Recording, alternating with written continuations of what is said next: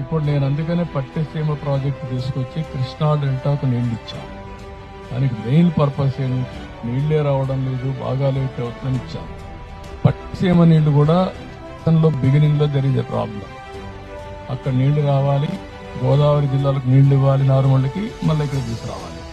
అది ఒక వారం 10 రోజులు అవుతుంది. దీనికోసం ఇప్పుడు ఆలోచించింది ఏంటంటే తొలిచేత పెట్టుకుని మేము మేలోనూ నీళ్లు ఇచ్చి జూన్లోనే మీరు నార్మల్ వేసుకోగలుగుతారు. జూన్లో వేసుకుంటే ఇంకా అర్లీగా వస్తుంది, సైక్లోన్ మీద పడకుండా పంటలు వచ్చే పరిస్థితి వస్తుంది.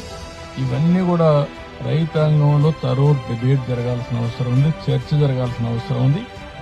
రైతులందరినీ ఇన్వాల్వ్ చేస్తాం. 5-6 నెలలు ఇన్వాల్వ్ చేసి లాభసాటిగా ఏ పంటలు వేస్తే ఆదాయం వస్తుంది చర్చ ఇవన్నీ చేస్తాం. చేసి వ్యవసాయాన్ని ఏ విధంగా ఆదుకోవాలో ఆదుకుంటాం.